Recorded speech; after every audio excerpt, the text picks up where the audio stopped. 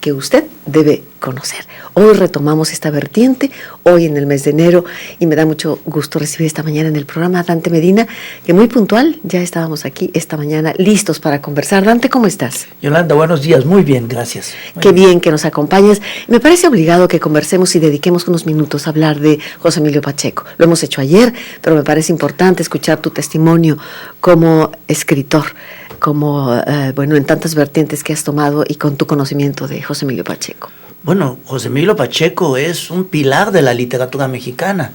Yo quiero insistir mucho en que se trata de un escritor completo. El escritor que escribe poesía, teatro, guiones de cine, novela, ensayo y cuento. Pero además es traductor y es introductor de algunos poetas lejanos, digamos, por ejemplo, poetas chinos, que él mismo dice es mejor traducir de traducciones que no traducir, porque José Emilio Pacheco, claro que no hablaba chino. Y también las reproducciones o reescrituras de algunos poetas clásicos grecolatinos. Un hombre que estuvo presente en todos los movimientos culturales de la segunda mitad del siglo en México, y como digo, un grandísimo escritor y como persona absolutamente notable. Absolutamente notable. Yo tuve la suerte de haber sido su amigo y puedo decir que era de una generosidad total, en el sentido de que cualquier duda, cualquier detalle, cualquier información, cualquier tip que tuviera que ver con el mundo de la literatura y la cultura, estaba dispuesto a decir, sí, mira, busca aquí, mira, lo tiene fulano, mira, lo dijo tal, etcétera, etcétera. Y un cuidadosazo para sus cosas. Es decir, él lo dijo, como muchos otros lo han dicho, pero bueno, él lo repitió bastante, aquello de que hay que publicar, sobre todo la poesía, para dejar de corregir. Y sin embargo, yo tengo un libro suyo, ya publicado, que me corrigió, ya publicado, porque ya no le gustó cómo iba. Sí. Y otros lo hacen. Recuerdo una vez en casa de Juan Soriano, que le dije, oye, lo que pusieron aquí en el Centro Joyero de Negocios frente a Expo Guadalajara, el poemita de Octavio Paz, digo poemita porque es pequeño, tiene un error, es que dice así, no dice como dice ahí. Y como él es parte de ese proyecto, me dijo, no, es que mira, y sacó el volumen de poesía de Octavio Paz, donde Octavio Paz lo había corregido a mano. Si es que yo seguí la voz del poeta una vez publicada, y bueno, eso no se vale, en mi libro no está. Sí. En ese sentido, José Emilio Pacheco es una grandísima pérdida, no cabe duda, porque duele que los escritores se vayan, desaparezcan, cuando todos están en la época de la gran producción. Sí. Y quizá hay una línea directa entre el erudito del pasado y el erudito del presente, que es José Emilio Pacheco. Es decir, que de Alfonso Reyes sigue José Emilio Pacheco en la literatura. Eso es lo extraordinario de José Emilio. Sí. Bueno, porque además, insisto, además era un gran escritor, era un gran hombre de letras, una persona muy culta y un gran amigo, sin ninguna duda, generoso y poco sencillo. Digamos que no tenía pleito. Es cierto, muy sencillo él, y con los jóvenes, tantos jóvenes, novelas como Batallas en el Desierto les abrieron la puerta para la literatura, y es cierto que él seguía corrigiendo todo el tiempo. No sé si fue esa novela o Morirás lejos la que la corrige, ya publicada, y la segunda edición es completamente corregida y aumentada, ahora sigue aumentada. Y sí, era muy exigente. Pero ¿sabes que esto demuestra que concebía el idioma como algo vivo? Desde luego. Y la literatura también, ¿no? Sí. Morirás lejos tuvo mucho éxito hacia los años 80, al principio en Francia. En la traducción al francés fue muy bien recibida por el asunto, por un lado México y la diáspora judía, y por otro lado el problema del mundo del nazis y judíos. Esas dos cosas vistas desde afuera de Europa atrajeron mucho la atención de los lectores. Ese estilo tan especial de esa novela, que marca un cambio. Estructura muy compleja. Muy compleja, y se atreve a romper con paradigmas literarios. Exactamente, sí. Bueno, un grandísimo escritor, es una pena haberlo perdido. Y esto comentaba yo ayer, que me invitaron a hacer una editorial para el programa de Elementos, comentaba, ¿dónde están? Esa es una gran preocupación, Dante, ¿dónde están los continuadores de todos esos hombres de letras, de todas esas figuras con las cuales tuvimos el privilegio tú y yo de convivir? Me refiero como generación. Si estás pensando en dos generaciones, pero que empezaron a escribir en los años 60, es decir, de José Agustín a Gustavo Sainz, a Carlos Monsiváis, a José Emilio Pacheco, me faltan algunos, claro, no los he nombrado a todos, pienso también en Parménides García Saldaña, pienso también en Salvador Elizondo, habría que pensar también en Vicente Leñero, en fin, son muchísimos. El asunto es que esa misma generación existe. Los escritores de mi generación y los escritores más jóvenes que yo, digamos 20 años más jóvenes que yo, escritores que ahora tendrían 30, 40 años, ahí estamos y estamos escribiendo muy bien. El problema consiste en que no se nos ve, porque no hay cómo nos vean. Lo que la gente encuentra en las librerías son bestsellers norteamericanos, libros traducidos que no son literatura, que son simplemente lectura de vacaciones, autoayuda, cómo hacer tal cosa, todo lo posible del planeta, cómo hacerlo. Realmente se trata de escritura para supermercado, así como hay música para supermercado, para distraernos mientras compramos. Esta generación que dije que publicó en los años 60 y 70, tenían cuando menos 3 editoriales presentes interesados en ella. Joaquín Mortiz, que publicaba primeras novelas, pero a pasto, sin ningún problema. Ahora yo no veo ninguna editorial que publique primera novela, a ningún escritor que traiga una primera novela. ¿Qué hacen con ella? Teníamos, Joaquín Mortiz. ¿Fondo de Cultura? Teníamos Fondo de Cultura Económica, que tampoco publica escritores mexicanos, ni siquiera jóvenes, sino de media generación, es decir, de mi generación. Y teníamos también a Siglo XXI. Es decir, estamos hablando de 3 editoriales que hacen un esfuerzo interesantísimo por publicar, y luego aparece Editorial ERA también.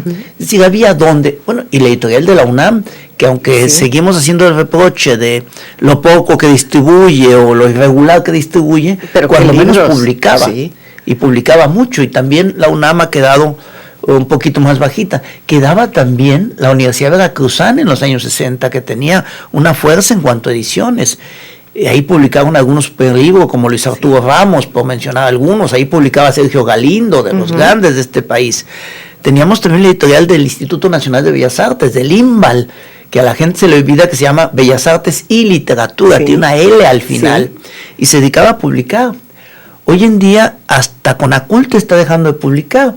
No sé si sabes que la nueva política de Conaculta ahora, la dirección de publicaciones es: nosotros ya no vamos a publicar novela, porque la novela tiene salida por los cauces comerciales. Eso no es cierto. La novela comercial tiene salida por los cauces comerciales. La novela no tiene salida por esos cauces, ¿no? En fin, esa es la razón, no que no haya, están ahí, y creo que podemos hacer la nómina. Es un problema mucho más de distribución, de escucha, de sistema, digamos, de qué está pasando entonces en la actualidad. Tú y yo conocemos en Guadalajara a los escritores entre 30 y 60 años de primerísima calidad que no encuentran dónde publicar. Así de sencillo. ¿Qué opinan ustedes de todo esto, amigos nuestros? Nos marcan el primer corte, vamos al corte y regresamos con Los Pasos Perdidos de Alejo Carpentier. Adelante. A las 9 con usted. Regresamos. La verdad sí nos da mucho orgullo porque todo nuevecito se ve muy bonito. A mí me tocan carreteras, a otros les tocan puentes, centros de salud, presas. Son mucho trabajo y hay muchos trabajando.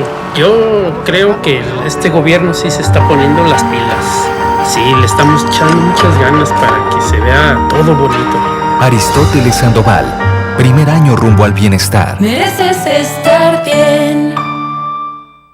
La creatividad es el motor del arte, la cultura, la innovación, el cambio tecnológico y el desarrollo de negocios, por lo que todos los creadores audiovisuales, visuales, plásticos, escénicos, literarios, musicales, de diseño, animación, digitales o de promoción deportiva, cuentan en C7 Jalisco con un socio de negocios de acceso libre para crecer y desarrollarse. C7 Jalisco, la industria creativa de todos los jaliscienses. ¿Sabías que la obesidad puede causarle a tus hijos enfermedades que provocan discapacidad, amputaciones o cáncer? Deja de poner pretextos. Su salud es tu responsabilidad. Muévanse, hagan ejercicio todos los días. Mídanse con las grasas, azúcares y harinas. Coman y beban sano. Lleven una alimentación balanceada. Infórmate al 3030 50 60 y 73. Gobierno de Jalisco. Bienestar, mereces estar bien. A las 9 con usted. Continuamos.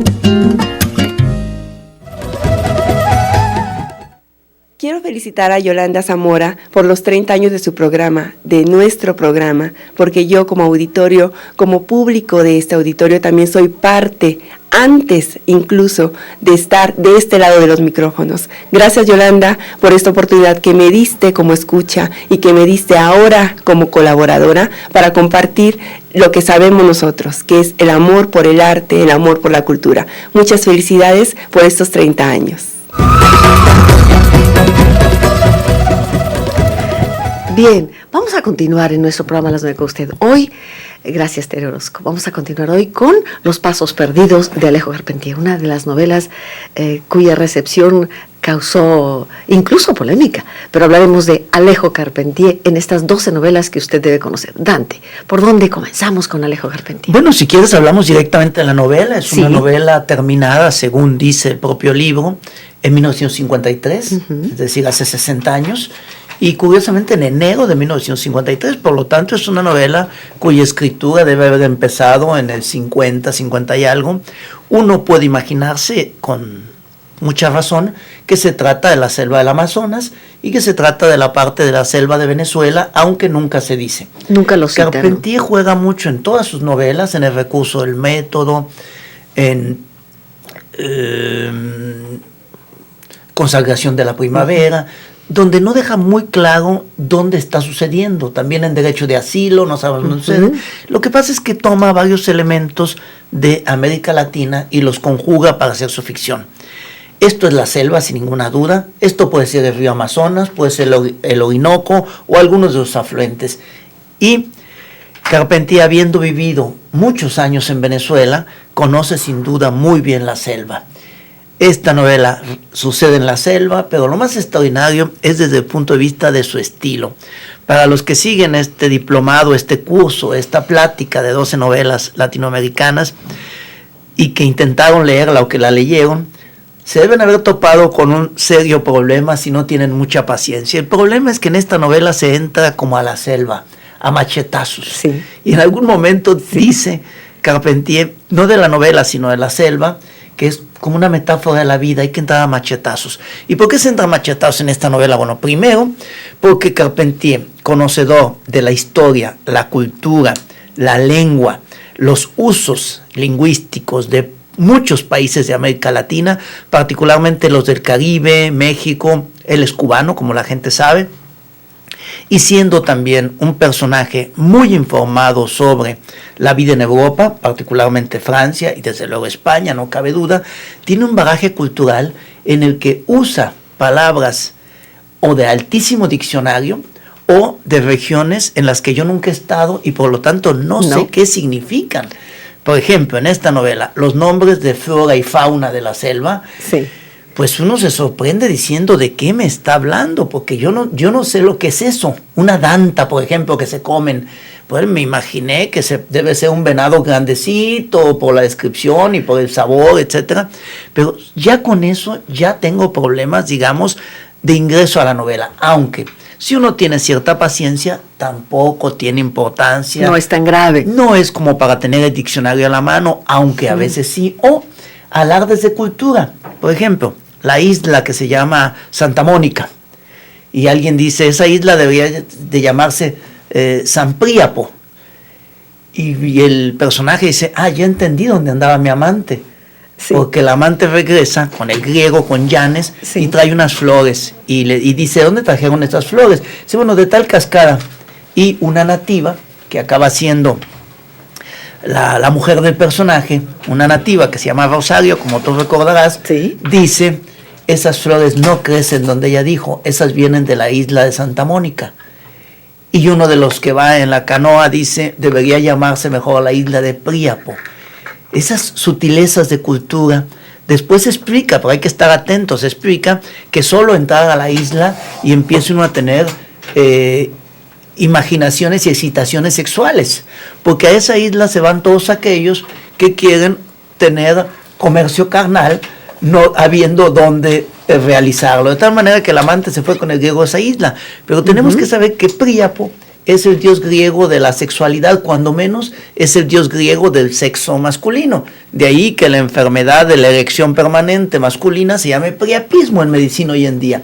Ese tipo de cosas de Carpentier que empieza a burlarse son muy interesantes. Entonces, resumo, es la historia de un personaje que, viviendo en París en el aburrimiento total, ahí no cabe duda que es París, creo que nunca lo menciona, pero está clarísimo porque menciona las calles, menciona el metro, menciona los barrios, está clarísimo que es París. Es encargado de ir a buscar instrumentos primigenios que faltan en un conservatorio de música y que él lo consideran capaz porque es un especialista en música, es un estudioso de la música y tiene una juventud que se lo permite, porque el maestro, el gran conservador, ya no puede hacer un viaje de ese tipo, que requiere un gran esfuerzo físico y humano. Pero además el personaje tuvo como lengua de infancia el español, de tal forma que es un poco Alejo Carpentier. Al rato hablaremos un poquito de la biografía de Carpentier para tener una idea de este hombre bicultural, cuando menos, sino policultural, pero siempre América y Europa. Viene a buscar esos instrumentos y se empieza a internar en la selva, y ahí está lo extraordinario. Hace un viaje intelectual de ese mundo decadente europeo, lleno de formas, pero formas vacías de la esencia original, hacia las profundidades de lo primigenio, donde cada acto tiene una significación, donde cada cosa que decimos tiene todavía la raíz profunda de su generación primigenia, no como las civilizaciones que han ido quitando el sentido a los actos y ya solamente los hacen como un gesto social, sino hecho como un gesto ontológico primario. Dicho de otra manera, acá tocamos música, el libro todo se trata de música, todas las metáforas son de música, todo está invadido de referencias a la música, desde la música popular hasta la Novena Sinfonía, que ocupa un buen espacio. De hecho hay un capítulo completo dedicado a la Novena Sinfonía. La gente que toca instrumentos con nosotros es para divertirnos, para tener un acto social, para pasarlo bien, para tener un disfrute estético, llamémosle así, de alto nivel. En cambio, el gozo de la música, la interpretación de la música entre esos pueblos indígenas que él va encontrando aislados de todo, sin electricidad, sin nada. En algún momento dice, las únicas luces que tendríamos sería la de la luna, la del sol, la del fuego, la fogata, y la del rayo de vez en cuando. Cuando bailan, estabas comentando que la utilización de la música. Eso iba así. Sí, no me distraje. No me distraje. Solamente quería decir hasta dónde se metió. Ahora el canto, la música, así sea vocal o con instrumentos, particularmente flauta y tambor, están hechas con motivo de celebraciones ontológicas de relación primaria con la tierra. Son casi sacras. La muerte, por ejemplo. O la enorme felicidad, o la gran tristeza, o las catástrofes, o, por ejemplo, la llegada de las mariposas. Hay una lluvia de mariposas, como un poquito como en García Márquez, 100 años de soledad. Sí, solo que aquí, bien acotado, ya no es lo fantástico, sino lo real, maravilloso. Digamos que la literatura toda de Alejo Carpentier está basada en una teorización de la literatura que él hizo. Primero dice, lo que América Latina necesita para ser descrito es el barroco. No se puede hablar de América Latina si no se es barroco, y lo explica. Dice, es que en América Latina hasta los camiones urbanos son barrocos, porque le ponen muchas cositas. Las casas son barrocas. Cuando uno pone un altar a la Virgen de Guadalupe es barroco. El mestizaje en sí es barroco. Desde luego, entonces insisten que tiene que ser barroco. Bien, él lo usa para su escritura. Tiene que ser barroco para entendernos. Y luego tiene otro concepto que llama lo real maravilloso. Su concepto de real maravilloso se opone a esa... Realismo mágico, por ejemplo. Sí, son dos corrientes, desde luego. Pero la oposición está contra el surrealismo europeo y contra las formas literarias europeas que necesitan inventar imaginario y fantástico para atraer a sus lectores o para evadirse de la realidad. A diferencia de en América, a diferencia de América Latina. América Latina, dice Alejo Carpentier, es maravillosa. La realidad en América Latina es maravillosa, la mitología, la existencia misma, la conducta de las personas es maravillosa. Solo basta observarla y describirla. Sí.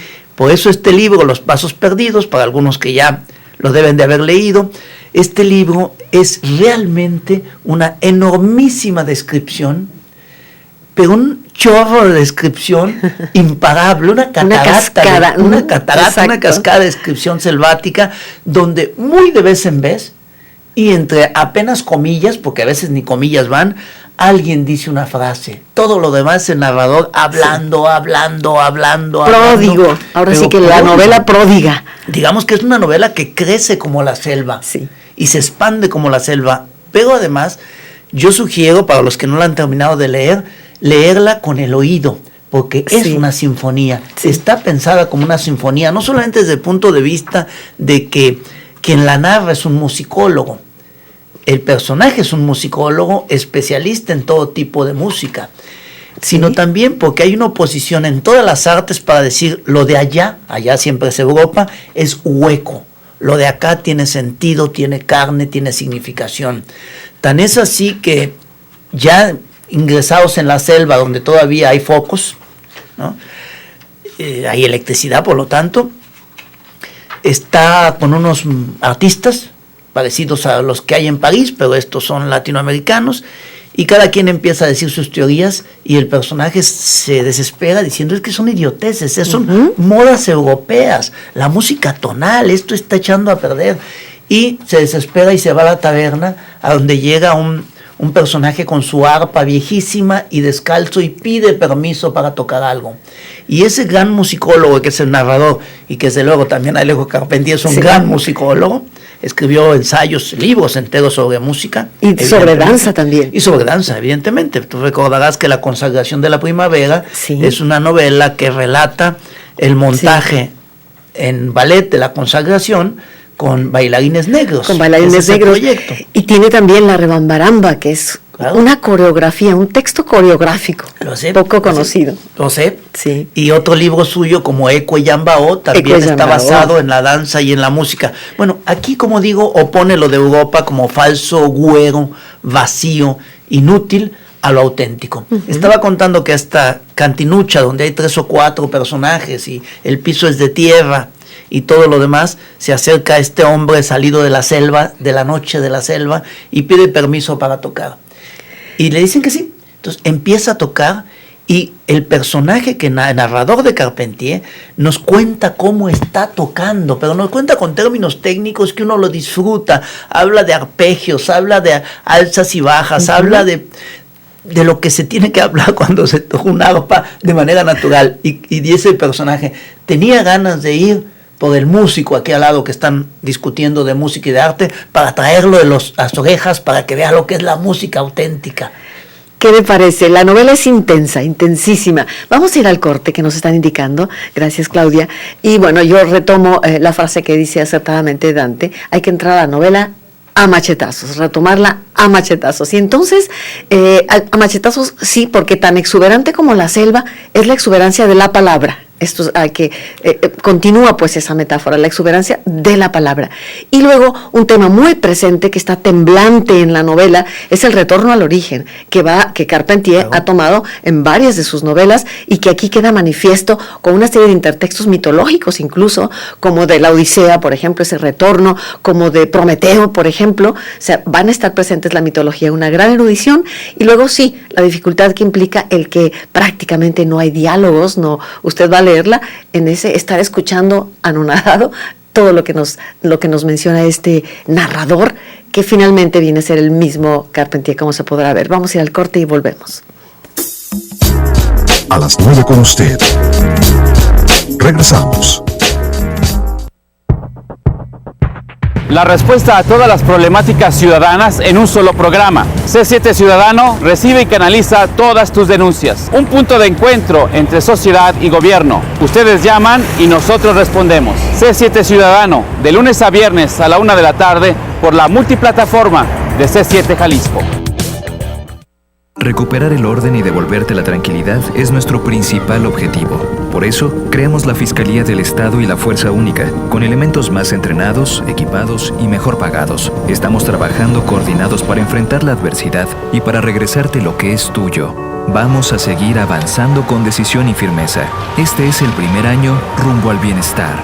Aristóteles Sandoval, Informe de Resultados, Gobierno de Jalisco. Mereces estar bien. Seguridad no es cuestión de juego. En C7 nos preocupamos por tu seguridad. Aprende y disfruta de un programa cuyo objetivo principal es tu bienestar y el de tu familia. C7 Protección Civil, miércoles, 9 de la mañana. C7 Jalisco, la industria creativa de los jaliscienses. Decidimos invertir en la educación de tus hijos y apoyar la economía de tu hogar pensando en el futuro. Estamos apoyando con bienevales a los jóvenes del área metropolitana para llegar a su escuela. Y todos los niños tienen mochilas con los útiles que necesitan para seguir aprendiendo. Tenemos muy claro a dónde queremos llegar. Este es el primer año rumbo al bienestar. Aristóteles Sandoval, Informe de Resultados, Gobierno de Jalisco. Mereces estar bien. A las 9 con usted.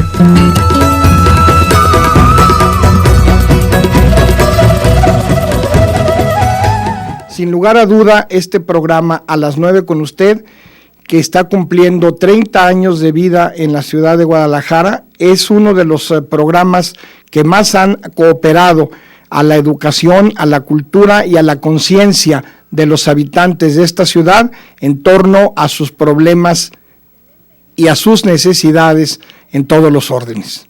Felicito sinceramente a Yolanda por esta trayectoria tan importante dentro de la radio y también de la televisión de nuestra ciudad. Listo. Sí, gracias Juan Toscano. Muchas gracias todos tus comentarios. Y sí, pues le recuerdo, no lo vaya usted a olvidar, que mañana tenemos nuestro gran concierto coral. Y tiene que ver con Carpentier. Carpentier y la música es un binomio inseparable. Así que mañana, hay 8:30 Templo Expiatorio, 4 grandes coros, nos reunimos para colectivamente las voces dar gracias a todos ustedes. Bien, continuamos con Alejo Carpentier. Yo le decía a Dante que es tan apasionante que de pronto empiezas a sentir esa fruición que te confronta y no la puedes dejar, ya no comes, no desayunas, no cenas hasta que terminas la novela. Gracias por llamarnos Lourdes Díaz. ¿Cuál es el título de la novela que estamos hablando? Los pasos perdidos de Alejo Carpentier. Josefina Higuera, presente y saludos a todos. Los extrañamos. Muchas gracias, Pina. Gracias. Una gran radioescucha que ha seguido y ha enviado recensiones de todos los libros. Gracias, Pina. Gregorio Sánchez Anaya nos dice, ya nos hacía falta este tema. Sí, desde el año pasado no lo abordábamos, es cierto. Alberto Sánchez, saludos al programa. ¿Me pueden decir dónde está la oficina de derechos de autor para registrar libros? Dante nos puede decir.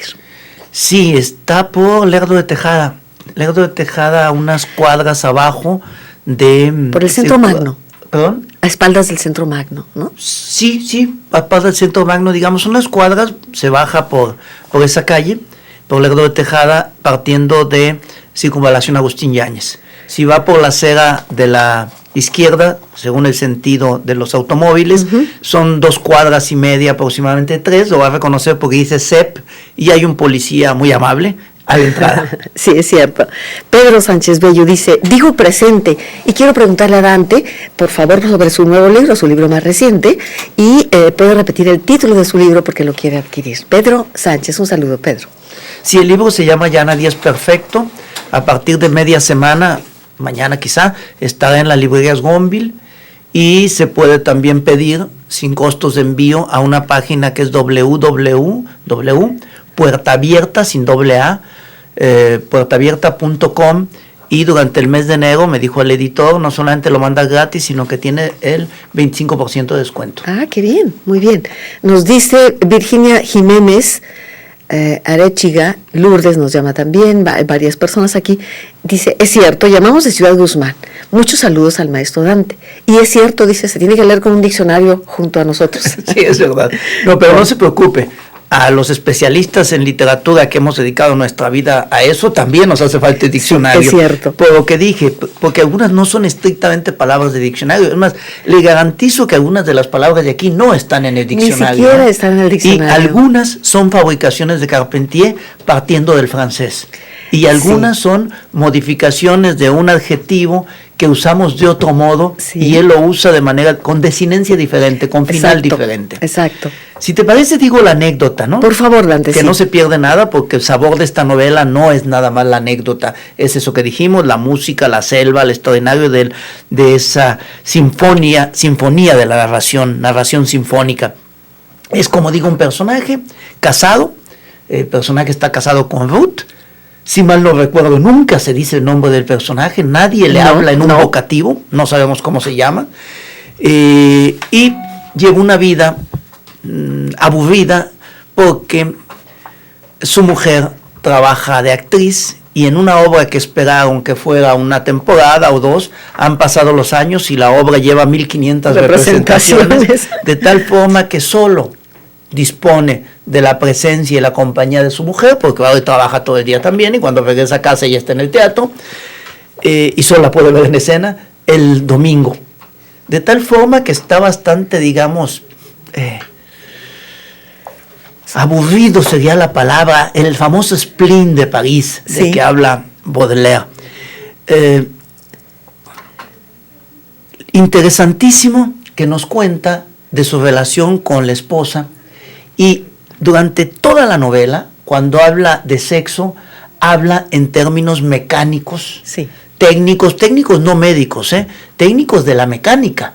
Mecánicos, habla de acoplamiento de los cuerpos, habla de cumplir una obligación marital. No hay, curiosamente, perdón que interrumpa, Dante, no hay eros de sus descripciones. No hay nada. Es que no hay. No hay. En Europa no hay. Y empieza a sentirse muy decepcionado de esa vida vacía. Él mismo se siente fracasado porque quería ser músico, pero no ha compuesto, se dedica a hacer cosas muy buenas para montajes de películas que a veces son publicitarias, o a veces son cortometrajes o largometrajes, y él se encarga de la música y tiene éxito porque es muy bueno, es un verdadero especialista en música. Bueno, esa es la primera parte. La esposa intempestivamente tiene que irse de gira porque les ofrecen una cosa muy importante y le deja un recado diciendo me voy de gira.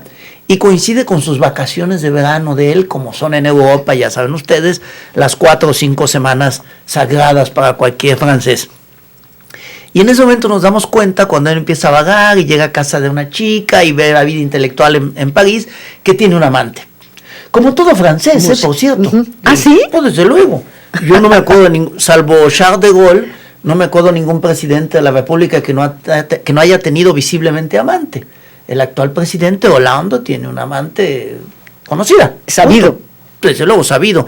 De hecho, últimamente se empezó a dar a conocer más y los periódicos norteamericanos se escandalizaron diciendo, pero ¿cómo? Aquí le hubiera costado el puesto al presidente. Y los franceses dicen, a nosotros eso no nos importa.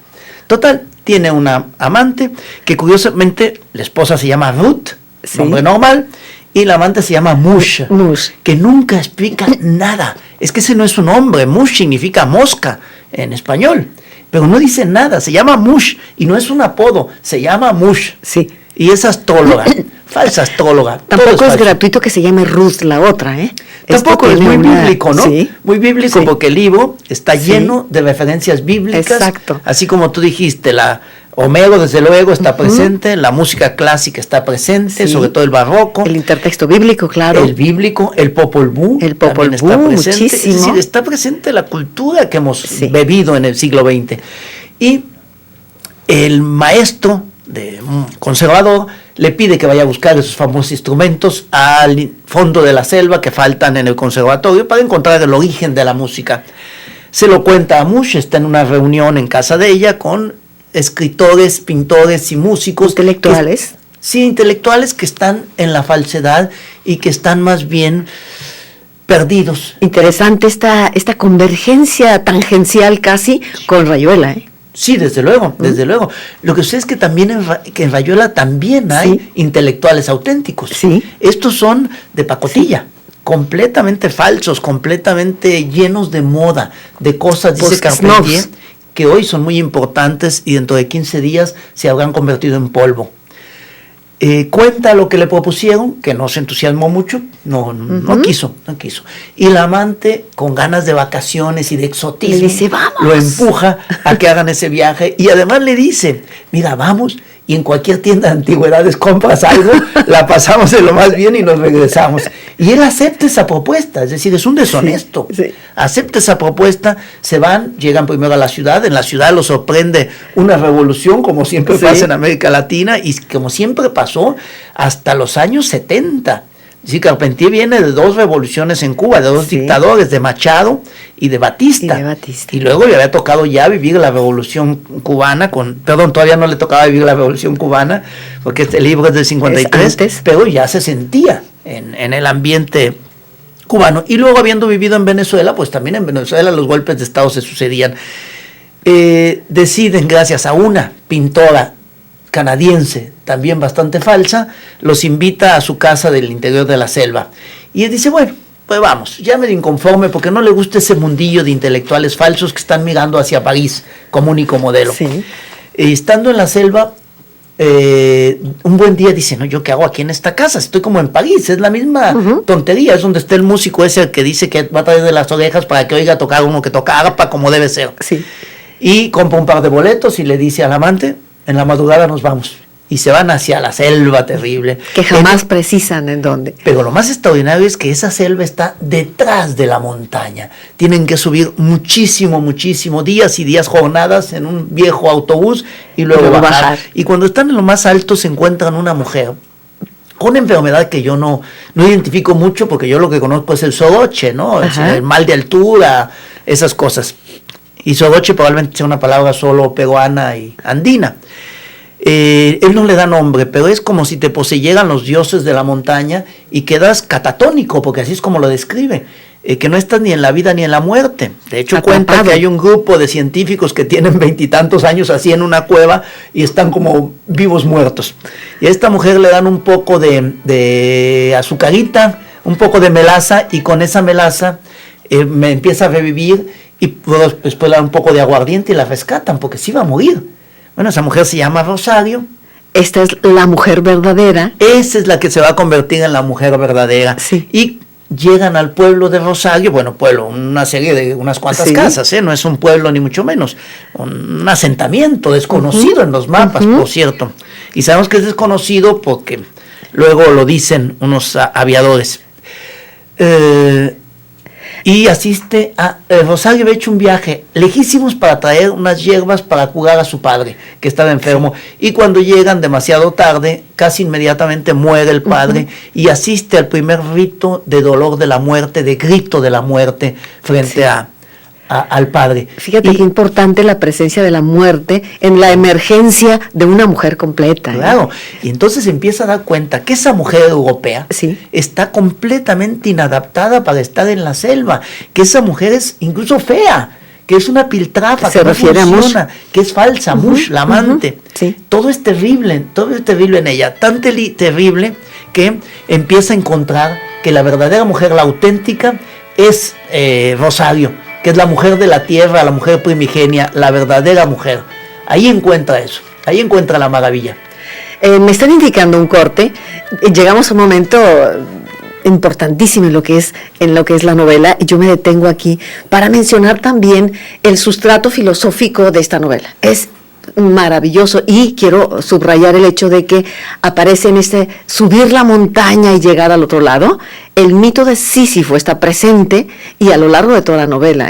Yo creo que sin duda Alejo Carpentier en su erudición, dice la palabra, la dice. Al final dice la palabra, dice mi viaje de Sísifo. Mi viaje de Sísifo, a eso quería llegar. Sin duda Alejo Carpentier, con esa erudición extraordinaria, pues no deja al margen la filosofía, sino al contrario, nutre con muchísima fuerza sus novelas. novelas. Esta en especial, Los Pasos Perdidos, está tamizada, todo el tiempo aparecen estos intertextos filosóficos profundos y claro, el viaje, el retorno, el existencialismo en pleno que vivió, debe haber vivido Carpentier con gran fuerza también, pues aparece en esta novela Los Pasos Perdidos. Vamos a ir a un corte y regresamos con más para usted aquí en su programa Las 9 con usted de C7. A las 9 con usted. Regresamos. A las 8:30 de la noche, Alfonso Javier Márquez tiene para ti Noticias de Verdad. De forma clara y diferente, conoce a fondo lo más importante del acontecer diario. C7 Jalisco, la mejor agencia de noticias. Un trabajo bien pagado es el comienzo para la estabilidad, la tranquilidad y un mejor futuro para tu familia. Por eso, apoyamos a los emprendedores, incentivamos a las micro y pequeñas empresas, atrajimos inversión extranjera y estamos trabajando para generar más empleos. Este es el camino para crecer y avanzar. Este es el primer año rumbo al bienestar. Aristóteles Sandoval, Informe de Resultados, Gobierno de Jalisco. Mereces estar bien. C7 Jalisco tiene en exclusiva los Juegos Olímpicos de Invierno Sochi 2014. Más de 150 horas de transmisión especial en esta justa deportiva. C7 Jalisco, el canal oficial de los Juegos Olímpicos de Invierno Sochi 2014. Todas las noches salimos a salvar vidas. Con esto del operativo ya hay menos accidentes y menos intoxicados manejando. En este gobierno le estamos echando muchas ganas para que movernos por la ciudad sea más fácil. Se están renovando camiones y ampliando el tren ligero y también ya van a empezar lo de la bici pública y la línea 3 que va desde Zapopan hasta Tlaquepaque. Ahí vamos, sí, poco a poco se está sintiendo la diferencia. Aristóteles Sandoval, primer año rumbo al bienestar. Mereces estar bien. A las 9 con usted. Continuamos. Bueno, cuando uno lee a Alejo Carpentier, cuando lo comparte, cuando lo comenta, cuando estamos analizando una novela como esta, pues se experimenta así un gozo excepcional, ¿no, Dante? Sí, desde luego. Intenso. Desde luego. Espero que usted también lo esté viviendo de esa manera. Tenemos más llamadas del público. Gracias, Jaime Alejandro Martínez. Presente, saludo a todos. Y por los 30 años también, muchas gracias. Berta Yáñez, presente, encantada con el programa. Paola González Velasco y Alejandra Velasco, felicito por estos años. Muy buena novela la de Carpentier. El tema es espléndido, nos encanta escuchar a Dante, muy bien. En fin, muchas llamadas más, todas nos felicitan al programa. Si te parece, sigo con el argumento, que es muy interesante, porque es como muy limpio, muy clásico. En ese camino se unen en la selva, con un hombre que le llaman el adelantado. Los adelantados es un fenómeno histórico real en el descubrimiento de América, sobre todo en la exploración de América. Casi todos los adelantados andaban en busca del Dorado, la ciudad magnífica hecha de oro. Y este adelantado tiene 42 hijos y fundó un pueblo. Sí. Y es maravilloso porque funda un pueblo con un sacerdote, Andrés de Nestroza, para que funja las cosas, y una libreta, esas que todos conocimos, los de nuestra generación, que decían perteneciente a... Sí. Sí. Forma italiana. Igualito. Sí. Es que ahora yo lo olvidé cómo es, pero es aquella que decía libreta de perteneciente a. Sí. Bueno, ahí anota nacimientos, etcétera, todas las cosas y legislación. Empiezan a decir qué no hay que hacer. Ajá. Y a poner castigos. Y el castigo que pone es maravilloso. Dicen que en el futuro a lo mejor tendrán que ser un poco más duros, pero por el momento le dejan de hablar 2 días. Hay que infringe alguna de las leyes de ese pueblo del adelantado, que tiene un nombre que ahora no recuerdo, una Santa María de algo, o algo así. Bueno, pero lo extraordinario pues es que cuando muere el padre de Rosario, hay todo un rito, etcétera, etcétera, para que dar café a la gente y todo lo demás. Los compañeros le dicen al personaje, ve a la cocina a estar con ella, y dice, no, ¿yo cómo?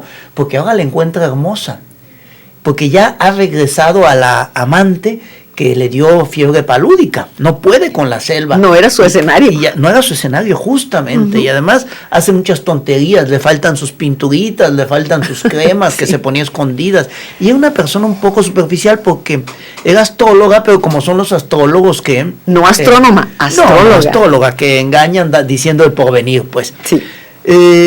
Rápidamente nos damos cuenta que el personaje se empieza a enamorar de Rosario, y encuentra en ella a la verdadera mujer, a la auténtica mujer. Por primera vez en su vida entiende lo que es una mujer, porque su esposa es una esposa, su amante es un amante, y con la esposa hace el amor por obligación. Pero no hace el amor, no, hace el sexo por obligación, no, porque él lo dice así, nunca habla de amor, insisto. Y con la amante hace el amor como amante, por necesidad, por deseo, y más que otra cosa por aliviar la abstinencia.